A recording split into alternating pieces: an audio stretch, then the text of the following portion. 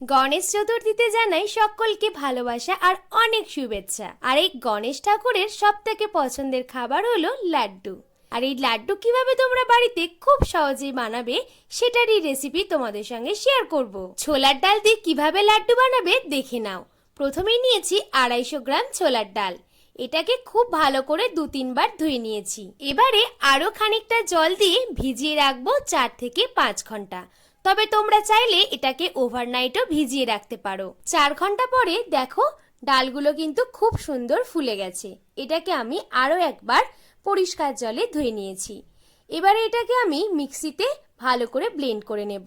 তবে খুব সামান্য জল ব্যবহার করে কিন্তু ব্লেন্ড করতে হবে, বেশি জল এখানে ব্যবহার করা যাবে না। খুব মিহি পেস্ট বানানোর কিন্তু একেবারেই প্রয়োজন নেই। একটু গোটা গোটা থাকবে এরকম বুঝেই কিন্তু তোমরা এটাকে ব্লেন্ড করে নেবে। সমস্ত ডালটা এইভাবে ব্লেন্ড করে নিয়ে একটু ফেটিয়ে নিয়েছি। আর কিন্তু কিছুই মেশানোর প্রয়োজন নেই। এবারে এটাকে আমরা সাদা তেলে ভেজে নেব। তবে বলে রাখি এখানে কিন্তু খুব বেশি ভাজবার প্রয়োজন নেই। হালকা ভাজা হয়ে গেলেই কিন্তু আমরা এটাকে তুলে নেব।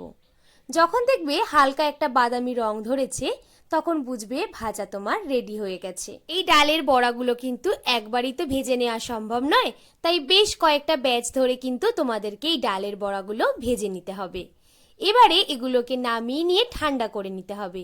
যখন সম্পূর্ণ ঠান্ডা হয়ে যাবে তখন ব্লেন্ডারে এটাকে আমরা গুঁড়ো করে নেব। তবে একেবারে মিহি গুঁড়ো করব না, আধা ভাঙা যেরকম হয় সেইভাবেই কিন্তু আমরা গুঁড়ো করব।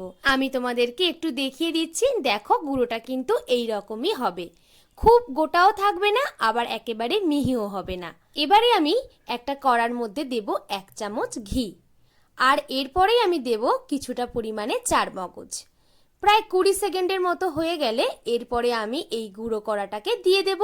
আর খুব বেশি কিন্তু এখানে নাড়াচাড়া করবার দরকার নেই। প্রায় 30 থেকে 40 সেকেন্ড হয়ে গেলে এটাকে নামিয়ে ঠান্ডা করে নেব। এবারে চিনি শিরাটা বানাবো। ছোলার ডাল নিয়েছিলাম 250 গ্রাম, তাই চিনির পরিমাণটাও নিয়েছি 250 গ্রাম। আর 250 গ্রামের হাফ জল আমি নিয়ে নিয়েছি, মানে 125 গ্রাম।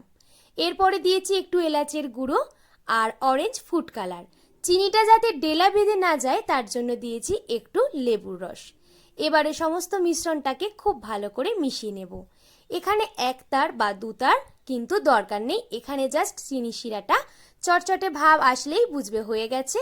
তারপরে কিন্তু আমরা যে গুঁড়োটা করে রেখেছিলাম সেটা এর মধ্যে দিয়ে দিয়েছি আর দেব 1 চামচ ঘি। তারপরে 1 মিনিটের মতো নাড়াচাড়া করব, এর বেশি কিন্তু প্রয়োজন নেই।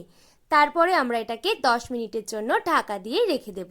10 মিনিট পর হালকা গরম থাকতে থাকতেই কিন্তু লাড্ডুগুলোকে পাকিয়ে নিতে হবে। এরপরে কিন্তু আমি একটা প্লেটের মধ্যে সুন্দর করে সাজিয়ে নিচ্ছি।